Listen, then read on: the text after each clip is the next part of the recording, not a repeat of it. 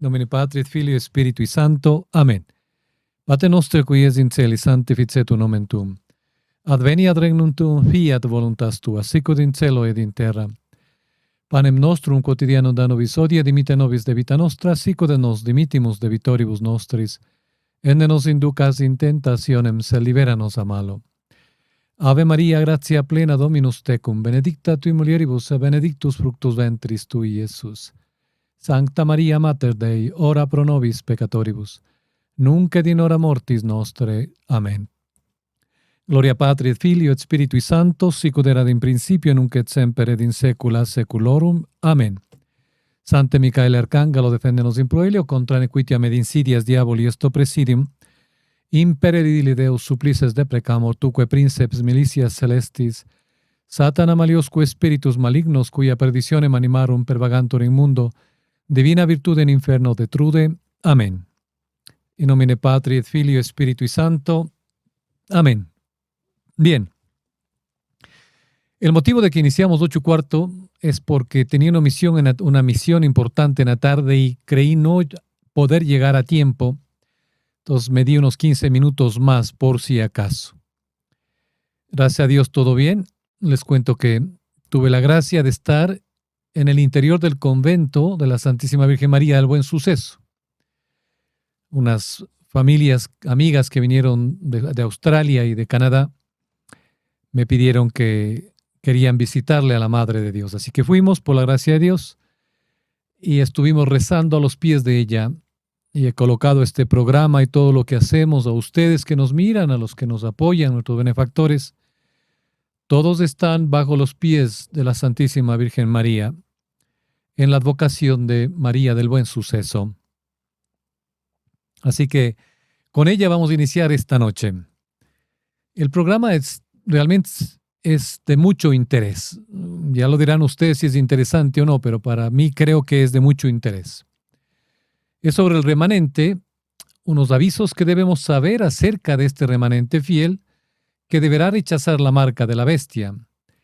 Basado esto en las Sagradas Escrituras y la tradición. Es para católicos durante esta gran apostasía. Recordemos algo elemental, que el sistema hoy por hoy no teme a los católicos. Tiene miedo de sus almas. Los verdaderos cristianos son los únicos que no pueden ser controlados. Esa no es frase mía. Lo dijo un ex oficial de la CIA en Estados Unidos, Kevin Shipp, y reveló esta impaciente verdad a Candace Owens. Dijo, los cristianos son los únicos que no pueden ser controlados. Ahora, ¿será esto verdad? Y preguntémonos por qué. Porque los verdaderos cristianos responden ante Dios por encima de cualquier gobierno, agencia, falsa iglesia o sistema oculto. Su lealtad suprema no está a la venta. Ningún chantaje, amenaza o incentivo puede doblegar por completo a alguien cuya conciencia está arraigada en la fe católica, en la verdadera fe católica. Bien, nacimos para ganar. Sin embargo, vivimos perdiendo constantemente. ¿Por qué? ¿Por qué tantas batallas que perdemos? ¿Y nos teme el sistema? Pues como les acabo de recordar, sí, le teme, pero a nuestro potencial oculto en nuestras almas. Nuestra fuerza reside en lo que se nos ha transmitido, es decir, en la tradición con T mayúscula, y en lo que el mundo y ahora la nueva iglesia, entre comillas, quiere borrar de nuestra memoria a toda costa. Desde el principio, Dios nos ha dado avisos, profecías, parábolas, que siempre trata de evitar que lleguemos a la perdición. Nos dice, no actúen de esta manera, no confíen en sus deseos ni en los susurros de los demás.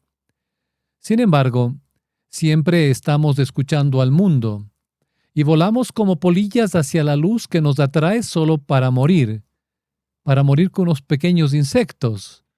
Somos realmente unos suicidas.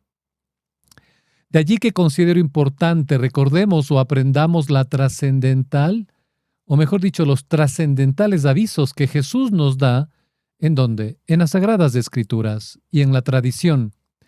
sobre el remanente que rechazará, porque no dice que deberá, sino que rechazará la marca de la bestia, que se mantendrá firme y no cederá.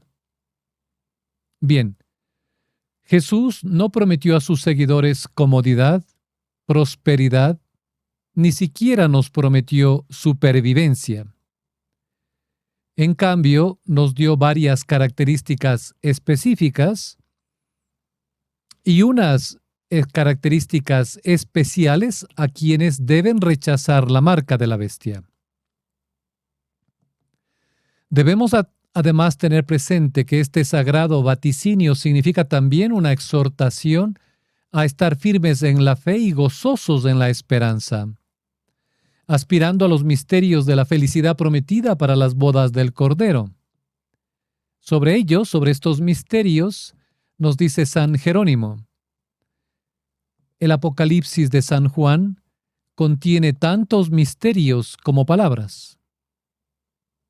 En cuanto al estudio de tan alta y definitiva profecía, nos convence ella misma al decirnos tanto en su prólogo como en su epílogo que hemos de conservar las cosas escritas en ella porque el momento está cerca. No sea que volviendo de improviso nos halle dormidos. Lo que os digo a vosotros, nos dice el Señor, lo digo a todos: velad. Está en el Evangelio de San Marcos, capítulo 13. A esta vela que espera y a esta esperanza que vela, se ha atribuido la riqueza de la vida sobrenatural de la primitiva cristiandad. Eso nos dice en el Evangelio de Santiago, en el capítulo 5. Entenderán ahora ustedes por qué la mayoría de las personas que hoy se llaman cristianas no lo lograrán. ¿Qué es lo que no van a lograr? Pues el libro del Apocalipsis nos dice que la mayoría se irá con el anticristo. Es decir, que la mayoría no lograrán prevalecer. Es decir, la mayoría, como nos advierte, insisto, el libro del Apocalipsis, y que seguirán al anticristo, se colocarán la marca, ya que el falso profeta los guiará con audacia. ¿Y quién es este falso profeta? Pues Monseñor Fulton Sheen lo describe perfectamente. Les voy a leer textualmente. El falso profeta tendrá una religión sin cruz, una religión sin un mundo por venir, una religión para destruir las religiones. Habrá una iglesia falsa. Ya ustedes pueden sacar conclusiones. Es importante que conozcamos, y vamos a verlo durante el transcurso de esta serie de programas sobre el remanente, lo que ya habíamos sumarizado, si se dice así en castellano, hecho el resumen en el primer capítulo que vimos el lunes, sobre lo que debemos tener en cuenta, a qué nos estamos enfrentando, y que la batalla, como lo dijo el cardenal Newman, es de un fuego cruzado, porque nos atacan desde dentro de la iglesia y desde fuera. El desde fuera todavía estamos, vamos a decir, en la mitad del camino, pero esto se va a hacer muy fuerte y no podemos realmente describirlo, porque no hay palabras para describir lo que se nos viene. Pero ante esto vamos a ver unas características de este remanente al que todos estamos llamados a ser. No somos remanente fiel, no somos parte del remanente. No vayan luego tal vez a comentar erróneamente que están siguiendo un curso o unas charlas para saber cómo formar parte del remanente y que yo estoy contratando o yo estoy, como se dice, invitando a que vengan conmigo para formar parte del remanente. No es así. Tanto ustedes como yo, espero, debemos tener el deseo para ser parte del remanente. Pero para ser parte de este remanente hay unas características, hay unas responsabilidades, tanto espirituales como materiales, que debemos cumplir. Y eso lo vamos a ir viendo. Luego vamos a ver también cómo el sistema y la iglesia se han confabulado para llegar a este objetivo de la única religión mundial, un nuevo orden mundial, una sola iglesia, un solo sistema político, económico, civil, social, con el comunismo como base, aunque ya no lo llamen así, y una sola religión, una religión universal. Pues la característica número 1, si desean pueden tomar nota. Se exiliarán cuando Dios les diga que salgan. Y el Señor nos dice en el Evangelio de San Mateo, entonces los que estén en Judea huyan a las montañas. Pero hagamos una reflexión por un momento. ¿Acaso no les acabé de decir que el remanente se mantendría firme y se negaría a ceder? Entonces, ¿por qué Jesús les dice que huyan? Esto suena aparentemente contradictorio. Pues bien, van a haber ocasiones en las cuales, en lo que vamos a vivir, el remanente no se mantendrá firme ni luchará, sino huirá. Y Jesús les dio instrucciones específicas sobre cuándo y cómo hacerlo. Esto es lo que debemos comprender. Que a veces la supervivencia no se trata de luchar, sino de obedecer.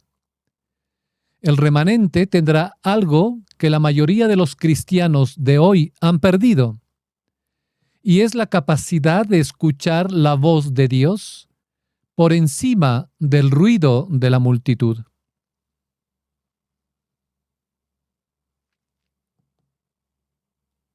¿Y qué privilegio es este? ¿Acaso solo es para un grupo selecto de elegidos? No lo es, como lo vamos a demostrar.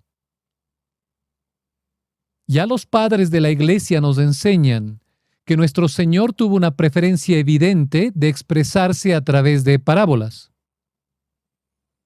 Y el mismo San Agustín nos dice al referirse a que todo esto dijo Jesús en parábolas a la gente, y nada les hablaba sin parábolas. Evangelio de San Mateo, capítulo 13. El evangelista puso esto no porque el Señor no haya hablado nunca en términos propios, sino porque no hay discurso suyo en que no haya expresado algo con parábolas, aun cuando otras cosas del mismo estén dichas en forma propia. De manera que frecuentemente todo su discurso no es más que un tejido de parábolas, y no se encuentra uno solo en que no entre la parábola. Para que conozcamos, en resumen, qué es una parábola.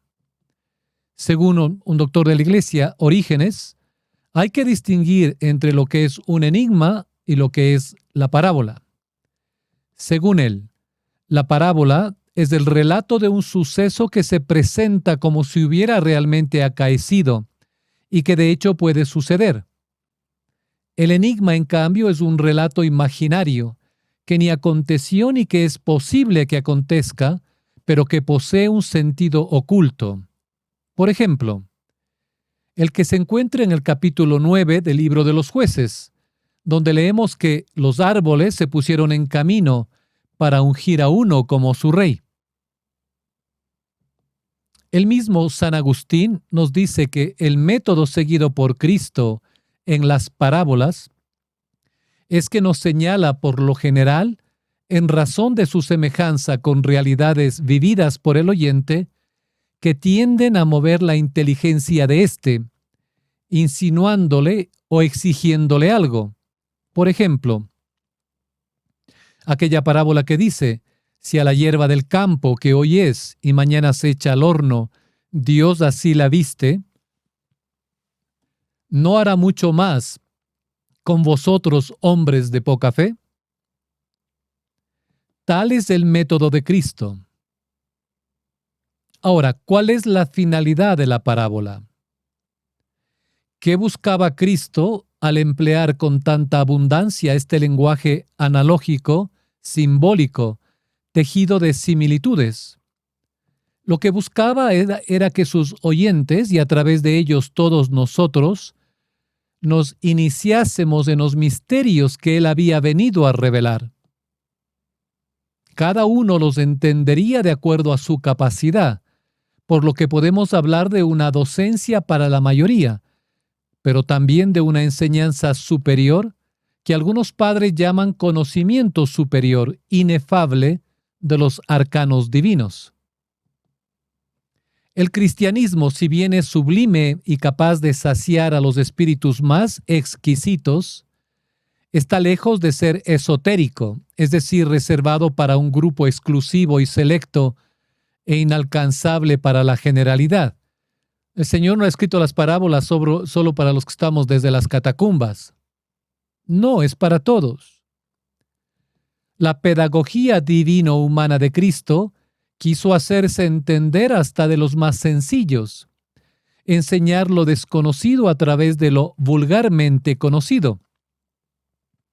No os sorprenda, afirmaba San Juan Crisóstomo, que hablando el Señor del reino de los cielos, se valga de comparaciones como el grano de mostaza y la levadura, pues hablaba con hombres rudos e ignorantes que necesitaban de tales cosas para ser instruidos. Tal es la finalidad primordial y más universal de la parábola: hacer comprensible mediante imágenes del contorno familiar verdades de suyo difíciles y abstractas de acuerdo a la capacidad de los oyentes. Estos oyentes, en las épocas primigenias del cristianismo, eran tan simples que aún después de esto tenía el Señor que explicárselo todo con mucho pormenor. Ya nos recuerda San Juan Crisóstomo, que eran simples, pero ojo, no había en ellos ni malicia ni mala voluntad. Recuerden esto. Cristo hablaba así a la muchedumbre, no para mantenerla en la ignorancia, sino para incitarlos a preguntar, y a nosotros para motivarnos a estudiar, a meditar. Cuando no hay este diálogo con el Salvador y no tenemos interrogantes, porque leemos la Biblia de cabo a rabo y ya creemos que lo hemos logrado todo. Yo he conocido católicos que dicen, yo he leído la Biblia 7 veces, de cabo a rabo, del principio al fin. ¿Y qué? Si ni siquiera la primera lectura o el evangelio de la misa, cuando asistimos, al salir recordamos lo que dijo, lo que leyeron, peor recordarnos toda la Sagrada Escritura. Por eso debemos tener un diálogo con el Salvador. Y cuando no hay este diálogo con Él y no tenemos interrogantes, recordemos, nos dice el Crisóstomo, lo que pasó cuando, dejando a las muchedumbres, se fue Jesús a su casa, desairado, porque nadie le había preguntado nada. Se agrega que cuando llegó a ella, los discípulos le rogaron: explícanos la parábola de la cizaña. San Mateo capítulo 13. Lo que Jesús hizo de manera cabal.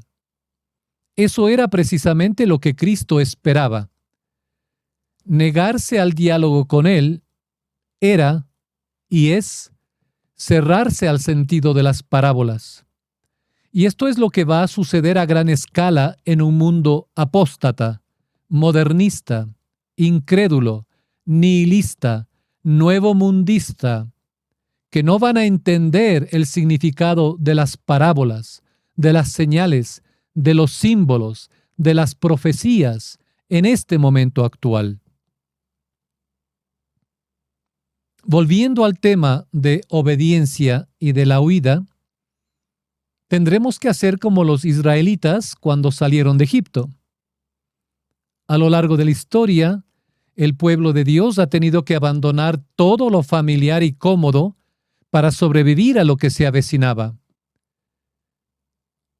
Se separaban de las organizaciones antes de que éstas exijan la marca. Y esto es lo que será difícil de aceptar para la mayoría de la gente. La obediencia del remanente parecerá una locura, una idiotez. La gente pensará que están exagerando, que son paranoicos o que han perdido la cabeza. Pero igual les sucedió cuando Noé estuvo construyendo el arca mientras no había ni una nube en el cielo. Si usted está loco, y le tomó 100 años. O al igual que Lot, abandonando una ciudad próspera que parecía perfectamente segura. Como los primeros cristianos huyendo de Jerusalén antes de que fuera destruida.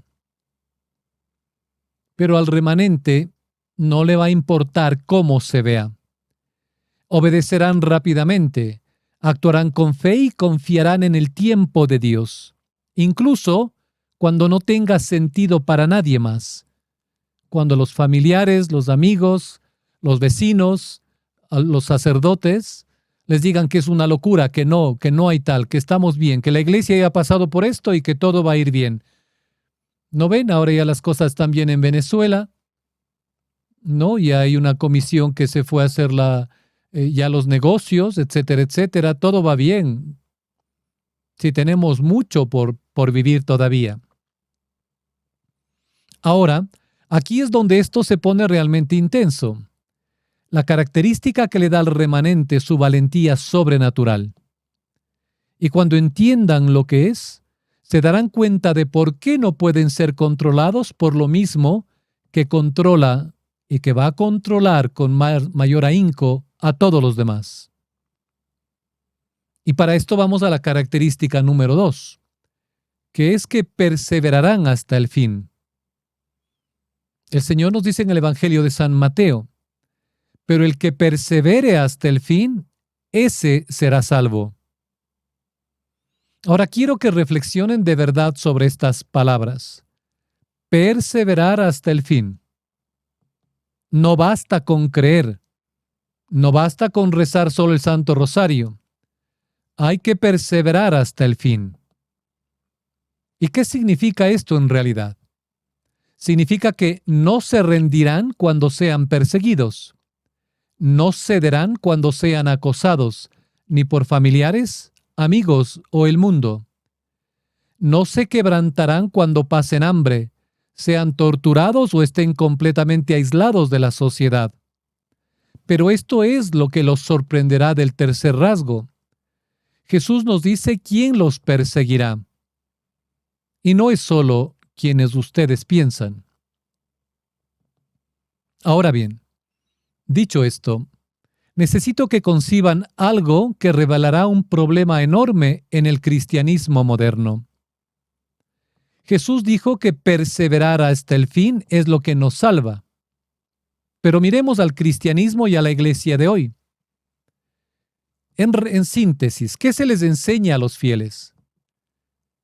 Que lo que el Espíritu Santo enseñó y guió a la iglesia por más de 1500 años, hasta antes del Concilio Vaticano II, no vale. ¿Ven cuál es el problema? Están preparando desde allá hace más de 60 años a la gente para la condenación.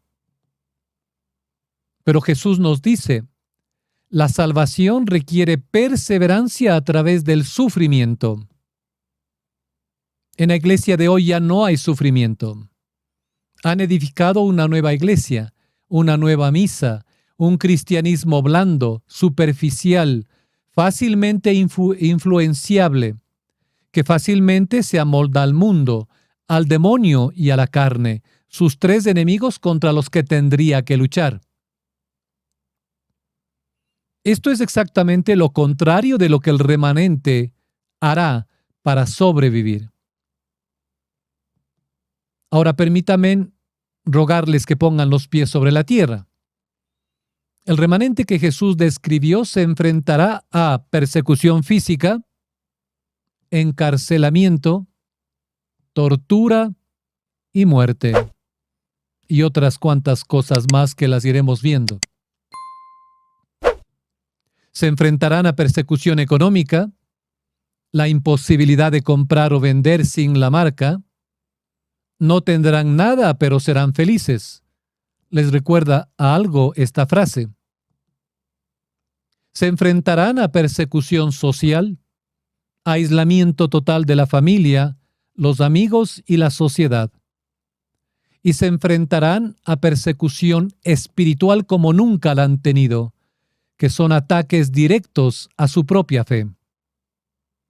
Y a pesar de todo esto, perseverarán, no porque sean superhumanos, sino porque por una gracia inmerecida de Dios, entienden algo que la mayoría de los que se creen cristianos modernos no entienden. El remanente puede ver las señales de los tiempos, entender las parábolas, comprender los tiempos en los que viven. Y es allí donde debemos prepararnos intensamente. Recuerden, seguir a Jesús nunca fue fácil, pero vale la pena. Y esto es lo que realmente les impactará.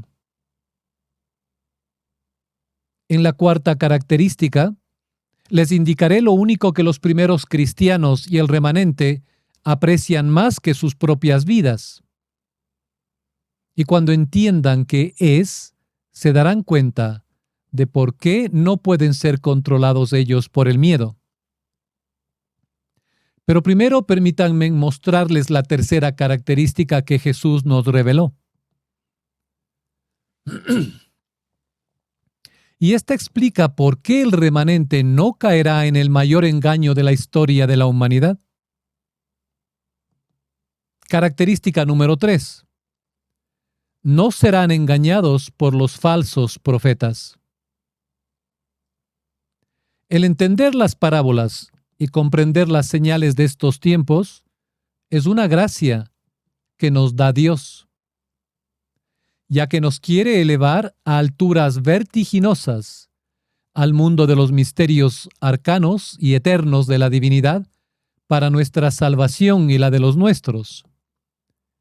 Por eso, como observa Clemente de Alejandría, ni los profetas del Antiguo Testamento, ni el mismo Cristo, expusieron de manera directa y con absoluta claridad los divinos misterios, de modo que cualquiera pudiese captar sin mayor dificultad ni esfuerzo lo que estamos viviendo o lo que está por venir.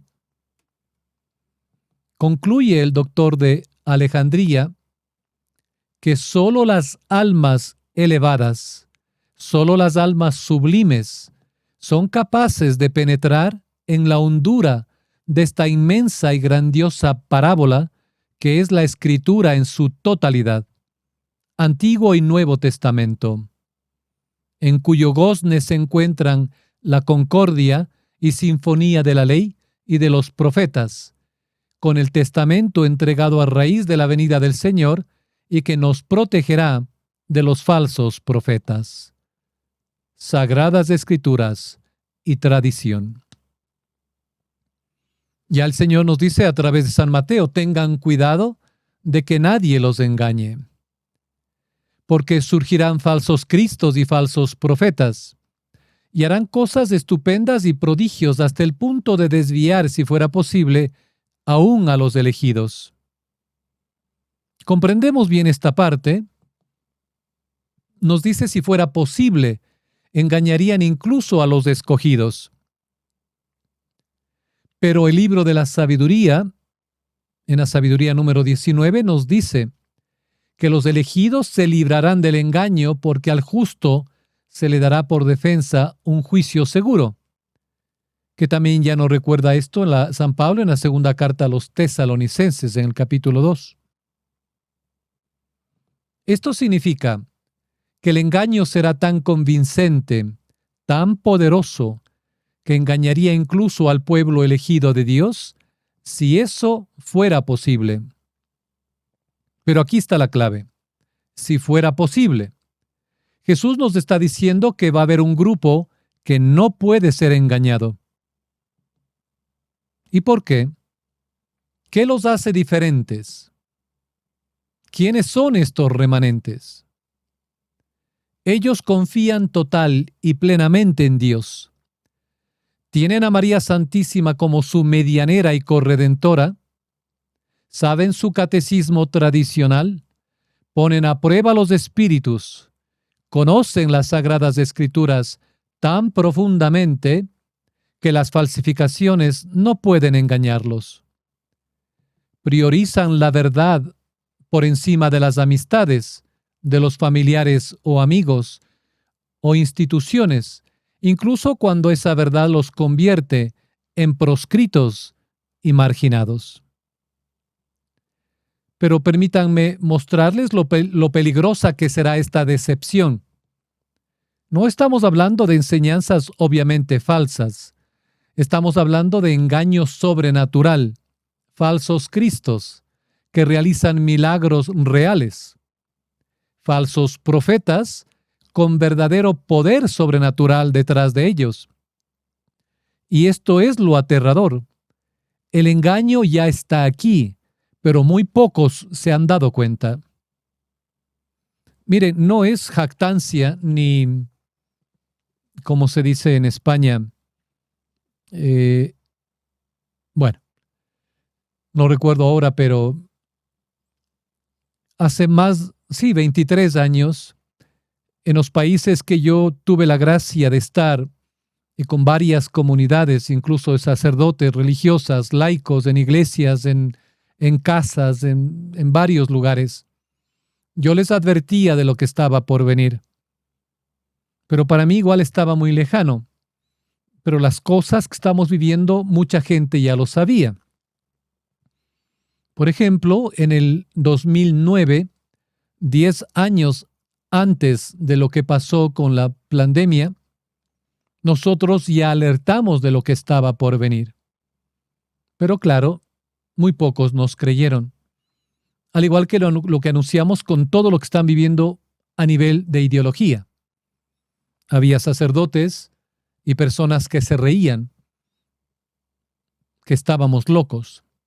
Pues bien, ahora están viviendo esa locura. Y esto es lo aterrador, que el engaño está aquí y muy pocos lo ven.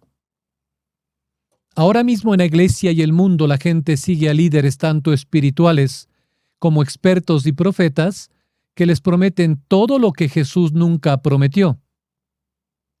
Por ejemplo, la hermana Natalie Becker, nombrada subsecretaria del Sínodo de los Obispos por Bergoglio e instalada como la mujer más poderosa en el Vaticano, manifestó recientemente que en el Vaticano están creando una nueva iglesia, y muchos ni se inmutan porque ya la hicieron desde el concilio. Todo al parecer va viento en popa. Además, estos líderes les prometen señales y prodigios sin la cruz, prosperidad sin persecución, el cielo sin dificultades. Van camino hacia el infierno a través de la mal llamada iglesia sinodal, hacia una sola iglesia universal, donde habrá paz, entre comillas, porque no hay paz sin Cristo, prosperidad, y donde obviamente caben todos, todos, todos. A diferencia, en el remanente entienden algo crucial.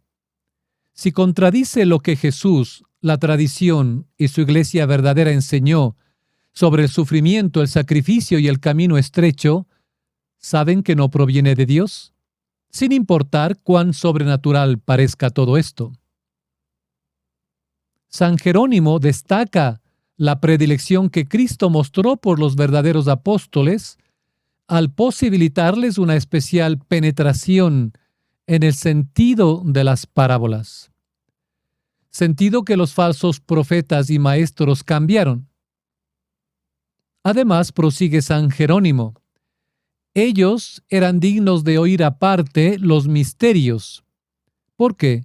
Por el profundo respeto que les inspiraba la sabiduría, estando como estaban en la soledad de las virtudes, lejos del tumulto de los malos pensamientos, en el reposo donde se percibe la sabiduría. Pero no se cansen, esperen a escuchar la característica número 4. Les enseñaré el por qué la mayoría escogerá irse con el anticristo. Característica número 4. Y esa es la obcecación de los que no quieren entender, de los que no quieren ver. De los textos evangélicos resulta claro que si habiendo proferido las parábolas, Esto posibilitó para algunos una mayor inteligencia y penetración en los misterios. Resultó para otros motivo de condenación. Ya los padres de la Iglesia nos dicen de cómo el claroscuro del estilo parabólico en modo alguno se ordenaba a hacer ininteligible la verdad, sino por el contrario, a suscitar una sana curiosidad. De ahí el agrado de Cristo cuando le hacían preguntas aclaratorias. A este respecto dice el Crisóstomo: no me vengas en efecto con que el Señor hablaba oscuramente, pues podían todos acercársele y preguntarle con sus discípulos, pero no lo hicieron, por ser sediciosos e indiferentes. ¿Mas qué digo? ¿Que no quisieron preguntarle? No, se declararon además contrarios suyos, porque no solo no le creían, no solo no le oían, sino que le hacían la guerra y se molestaban gravemente de sus palabras. Cosa de que les acusa el profeta cuando dice que oían de mala gana. Isaías capítulo 6. Pero no así los apóstoles, que fueron por eso proclamados bienaventurados. Hasta aquí, como podemos apreciar, la enseñanza era la misma. Lo que variaba era la acogida que se le tributaba. Pero este gran misterio, compenetremos un poquito en el misterio de los que yendo no oyen. Los santos evangelios nos presentan un drama mayor y es la obcecación de quienes directamente se negaban a entender, se cubrían los ojos, se tapaban los oídos. Los tres evangelistas convienen en que el oscurecimiento mental y el rechazo de la conversión sucedió por culpa de los mismos oyentes, como expresamente nota San Mateo y nos dice: porque viendo no ven y oyendo no oyen ni entienden. Pero miren que San Marcos se expresa con más dureza, como si Cristo se hubiera propuesto adrede clausurarlos a la luz. Y él dice: para que por mucho que miren, no vean. Tratemos de explicar en cuanto nos sea posible este problema tan intricado a la luz de San Irineo, que cita a San Pablo. Primero, si todavía, dice, nuestro evangelio está velado, lo está para los que se pierden, para los incrédulos, cuyo entendimiento cegó el Dios de este mundo, para impedir que vean brillar el resplandor del evangelio de la gloria de Cristo. Segundo, y como no tuvieron a bien guardar el verdadero conocimiento de Dios, entrególos Dios a su mente insensata para que hicieran lo que no conviene. Romanos capítulo 1. Tercero, por eso Dios les envía un poder seductor que les hace creer en la mentira, para que sean condenados todos cuantos no creyeron en la verdad y prefirieron la iniquidad. Segunda a Tesalonicenses capítulo 2. De estos textos podemos colegir, según el testimonio del apóstol, que la mente de los incrédulos, los herejes, los apóstatas, permanecerá cegada. Más aún, que Dios mismo entregará al extravío mental a quienes no quisieron reconocerle, luego de conocerlo, o de rechazarlo, luego de seguirlo, y que finalmente enviará el anticristo con eficacia seductora, de modo que los incrédulos, los herejes, los apóstatas, crean en la mentira. Y ahora prepárense a escuchar la característica número 5. Les mostraré exactamente quién traicionará al remanente cuando comience la persecución final. Y tal vez les rompa el corazón. Entonces permítanme enseñarles la quinta característica.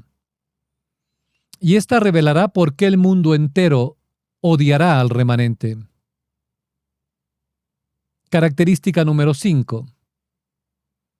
Ellos, el remanente, han menospreciado sus vidas hasta morir, nos dice el libro del Apocalipsis. El que pierda su vida por mi causa, la encontrará. San Mateo capítulo 16. Ellos lo han vencido en virtud de la sangre del Cordero y por la palabra de la cual daban testimonio, menospreciando sus vidas hasta morir.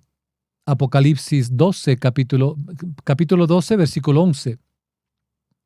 Aquí está la clave para comprender al remanente. No están controlados por el miedo a la muerte. Y esto es muy importante. Notemos en este pasaje las dos armas que nos da el Señor y que nos dan el triunfo: la sangre del Cordero y su palabra. Y en un mundo obsesionado con la seguridad y la supervivencia, eso los hace absolutamente imparables. Piensen en cómo está construida la vida moderna. ¿En qué o en quién basan su fe? Todo gira en torno al líder de turno. Gira en torno a evitar la muerte. Recordarán que se nos dijo, textualmente, abro comillas, vacunarse es un acto de amor. Vacunarse con vacunas autorizadas por las autoridades competentes es un acto de amor. Y ayudar a que la mayoría de la gente lo haga es un acto de amor. Que fue promulgado desde el Vaticano el 18 de agosto de 2021 por Jorge Mario Bergoglio. También tenemos la inundación de seguros de salud, seguros de vida, sistemas de seguridad, monitoreo médico, normas de seguridad, las vallas eléctricas, las cámaras de detección de todo movimiento, etcétera, etcétera. Toda nuestra sociedad está estructurada en torno al miedo. Miedo a sufrir, miedo a morir, miedo a lo que nos trae el mañana. Y eso es exactamente lo que el sistema de la bestia explotará. La marca se presentará cuando ustedes menos lo piensen como necesaria para la supervivencia. Tómala y vive. Recházala y muere. Para la mayoría de la gente no será una elección. Tengo hijos, tengo trabajo, tengo que pagar la renta, tengo que pagar la casa. Dios no me puede estar pidiendo esto, voy a perder mi trabajo, no puedo viajar, no puedo movilizarme. Te está pidiendo exactamente eso. Pero el miedo ni estas falsas seguridades serán para el remanente, ya que ellos ven la muerte como lo que es, una puerta hacia el amado, no como un callejón sin salida, una puerta que los llevará finalmente al encuentro con quien aman. Temen a Dios más que a los hombres. Su valentía no proviene de este mundo, ya que proviene de Dios. Permítanme, para acabar, pintarles un cuadro de cómo será esto. Yo recuerdo que cuando le preguntaron a Juan Pablo II sobre el tercer secreto de Fátima y de las grandes olas, él mencionaba que cubrirán ciudades enteras y montañas. Él no negó, tampoco afirmó todo, pero decía que era devastador. Y hay otros grandes autores como Malachi Martin y otros que han hablado al respecto. Iremos viendo cada una en su lugar. Al igual que profecías, ¿no? Una de las importantes igual es Akita. Bien. ¿Qué es lo que va a pasar en ese momento y que lo estamos viendo muchos de nosotros tal vez de alguna manera? Insípida, otros fuerte. Las familias se desgarrarán. Habrá división. Porque el Señor nos dice, desde ahora 5 en una casa estarán divididos, 3 contra 2 y 2 contra 3. Estarán divididos el padre contra el hijo, y el hijo contra el padre, la madre contra la hija y la hija contra la madre, la suegra contra su nuera y la nuera contra su suegra. San Lucas capítulo 12. No podrán comprar comida, pagar alquiler, pagar impuestos, pagar y recibir jubilaciones, recibir ese dinero. No podrán tener acceso a los ahorros, a sus cuentas. No podrán recibir atención médica ni acceder a ningún servicio si no tienen la marca. Estarán completamente aislados de la sociedad. Pero ellos elegirán eso antes que traicionar a Jesús. ¿Por qué? Porque saben que a través del sacrificio, las oraciones, las penitencias y por la gracia de Dios, comprenden algo que la mayoría de los cristianos de hoy no comprenden, que esta vida es temporal, pero la eternidad es para siempre. Prefieren morir fieles que vivir en la complacencia. Pero aquí está la parte más difícil de todo esto. En la característica número 6, les mostrará quiénes los delatarán. Y como les dije, les va a romper el corazón. Porque quienes persigan al remanente no serán solo agentes del gobierno o autoridad religiosa, sino las personas que dicen amarlos más. Pero esto dejemos para el próximo programa, si Dios lo permite, ya que quisiera ver si hay algunas preguntas. Mientras tanto, les invito a meditar todos los pasajes de las Sagradas Escrituras que les he mencionado en este primer programa de esta noche. Y si les parece de valor esta serie de programas del remanente, les exhorto a que compartan este episodio con personas que verdaderamente amen. También permítanme les solicite muy comedidamente su apoyo a la misión. Gracias de antemano por lo que puedan apoyarnos económicamente. Que Dios nuestro Señor les dé el 100 por 1 y la vida eterna. En nuestro sitio web encontrarán la mejor manera de ayudarnos, sea vía tarjeta de crédito o PayPal, o si desean una donación más personalizada, les ruego me escriban a miliciamicael@protonmail, que está este momento en pantalla. Dios les bendiga. Mantengámonos en unión de oraciones. Esto apenas empieza. Les estoy quitando las capas de la mazorca de maíz.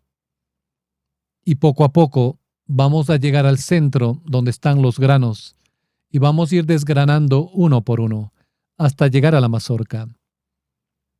Es un plan demoníaco y está llegando a su culmen.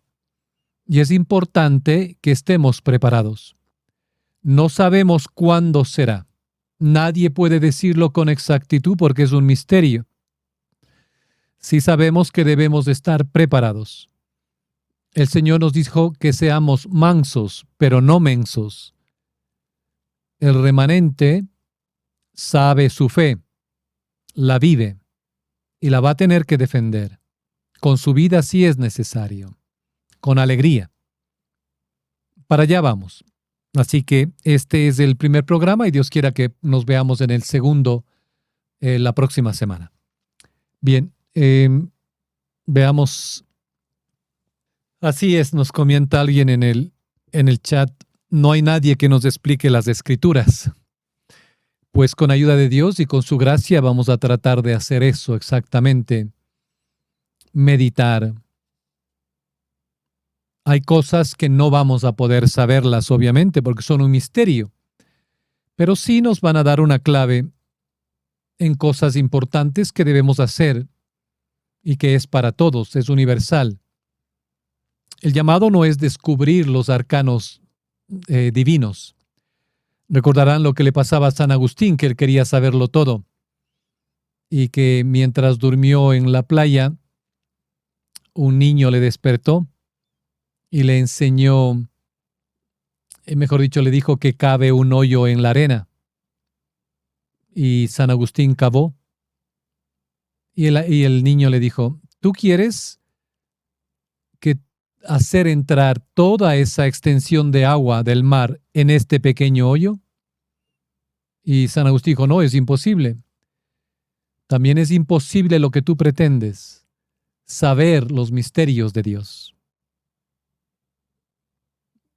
Vamos a avanzar hasta donde Dios nos dé la gracia de comprender qué es lo que tenemos que hacer. Y no es difícil. No es difícil porque no tratamos de develar qué pasará y cuándo y quiénes serán. ¿Quiénes serán? Sabemos vagamente, le conocemos al jefe, muchos tal vez hemos escuchado de él, no me gusta nombrarlo porque no quiero nada con ese individuo. Es el demonio, el ángel caído, el enemigo de Dios. Y tiene sus minions. Pero antes que tratar de develar todo eso, no es mi intención.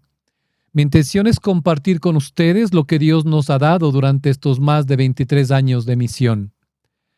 Comprender que las cosas están llegando a su fin en relación a este plan de la eliminación del cristianismo, de la creación, entre comillas, porque solo Dios puede tener el acto creador, pero la invención de esta nueva iglesia, nuevo orden mundial, que es parte de este plan para llevarnos hacia seguir al anticristo. Y para esto Dios nos va a dar todas las herramientas, todas las fuerzas, toda la sabiduría que necesitemos a cada uno para, si en humildad, en un deseo sincero de conocerlo, de amarlo, de un cambio de vida radical, le pedimos que nos guíe en estos tiempos. Él lo va a hacer. Créanme que hoy tarde, en la visita que hice a esa imagen que fue creada por los ángeles, es decir, fue hecha por San Miguel, San Gabriel y San Rafael, la imagen de la Virgencita del Buen Suceso en Quito, y con San Francisco igual. El rostro es divino, no hay mano humana, no hay colores que hayan podido expresar la belleza de ese rostro. Cuando yo he ido a visitarla en muchas ocasiones, ella estaba triste, su rostro expresaba tristeza, había un brillo en los ojos de mucha tristeza. Pero ella tiene una característica, esta imagen de la madre, y yo lo he comprobado. Eso me dijo un científico de la NASA que también le sucedió lo mismo cuando le visitó, que cuando uno le pide algo, ella tiene las mejillas medias ruborizadas, rosadas. Y cuando uno le pide algo con fe y en humildad, y si es el deseo de Dios, ella se sonroja como signo positivo de lo que uno pide. Hoy estuvo esta Madre nuestra con un garbo, con una presencia, no voy a decir omnipotente, pero una presencia celestial. Es diferente de las otras ocasiones que le he visto, era magnífica. Una autoridad, una maternidad, un amor doloroso, pero era una experiencia maravillosa. A ella le he pedido que nos guíe y sé que no nos va a dejar. Con ella vamos al desierto a caminar en este duro trance que nos ha tocado en estos tiempos. Duro, pero vamos a decir exquisitos, deseados por la mayoría de los santos. Recordarán que San Luis María Guiñón de Montfort nos decía que había muchos santos que envidiaban, si se puede decir la palabra envidia en los santos, pero ellos querían pasar este tiempo, al final de los tiempos, la presencia de este espíritu anticristiano, la presencia muy pronta del anticristo, obviamente para dar testimonio de Dios. Y nos ha tocado a nosotros vivir estos tiempos muy duros. Pero ánimo, que Cristo ha vencido al mundo y, como Él nos dice, se acerca la hora de nuestra liberación. En ese plan estamos. Tratar de compartir con ustedes y que tengan las herramientas para formar familias, formar comunidades que no necesariamente tienen que ustedes salir, al menos todavía no, pero estar listos porque habrá una señal y tendremos que estar preparados. No intenten, como les dije en el día de hoy, que sus familiares, amigos entiendan. No es cuestión de entrar en disputas. No van a comprender. Ayúdenles a que se aparten del pecado, eso sí. Y eso es más doloroso porque no lo van a hacer. Para muchos ya no hay pecado. No han perdido el santo temor de Dios.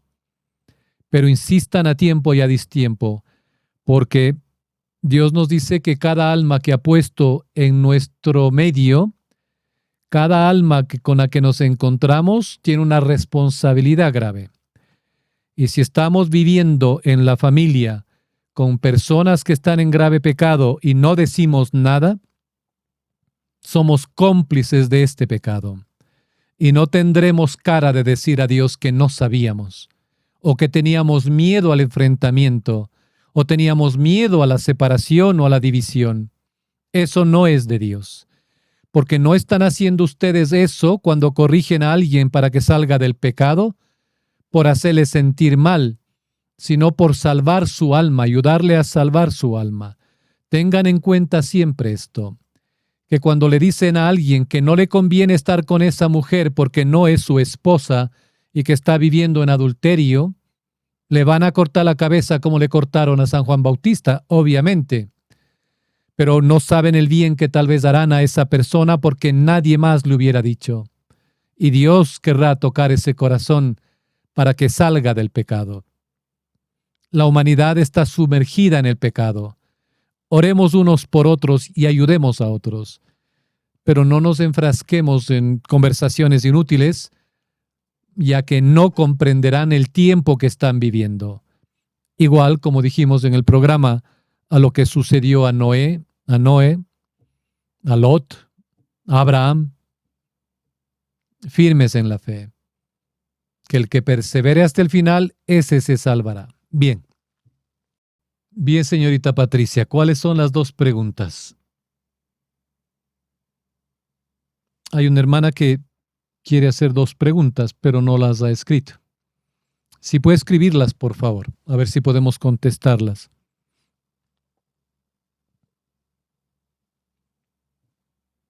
Estamos ya casi cerca de la hora. No he querido extenderme más. Veamos si se anima a escribir las preguntas.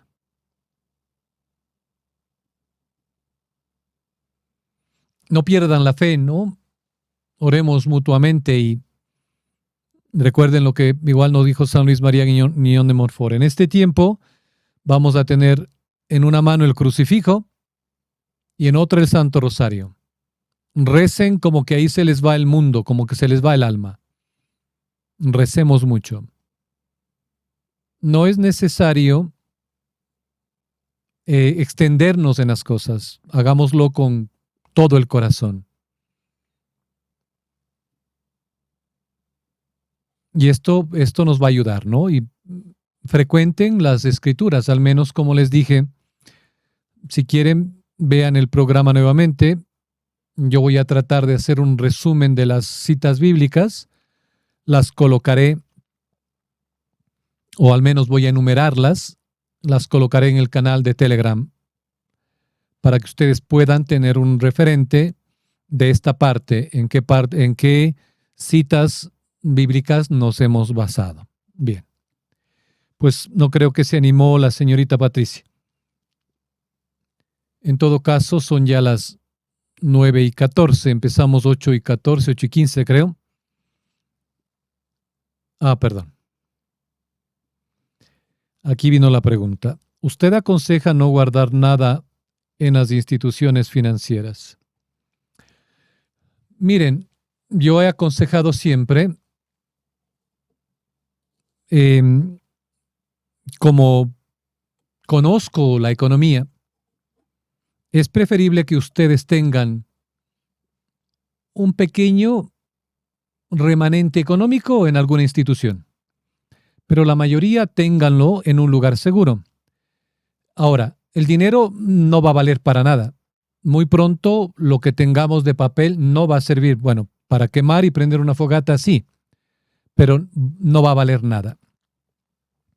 Lo que he aconsejado cuando yo enseño sobre el reinado social de Cristo, sobre lo que nos enseña la Iglesia, sobre la economía católica, una economía como si Dios importara, es el tener activos, es decir, si ustedes pueden comprar una vaca donde estén animales que les van a dar de comer, tengan eso en vez de tener dinero en el banco. ¿Me comprenden? Inviertan en un jardín, inviertan en algo para movilización. Eso es tangible. Y traten también de tener una cantidad al menos para sus necesidades inmediatas en casa. Eso es lo razonable. No tengan todo en una institución, porque esto se va a ir al caos de la noche a la mañana y igual nos vamos a quedar sin nada. Así es que mejor tengan algo tangible. Eso incluso nos han indicado varios economistas premios Nobel. Yo no soy premio Nobel, entiendo de economía, he estudiado. Como dije, tengo un título en doctrina social y es lo más lógico y elemental de hacerlo. Bien. Sí, parece que se pudo haber cortado la voz en algún momento porque estoy transmitiendo también en otra plataforma. No se preocupen, voy a mirar, yo también estoy grabando este programa para editarlo luego y tendrán el programa total sin cortes o sin, especialmente de voz. Y si hay alguna falla, pues la arreglaré. ¿Sí?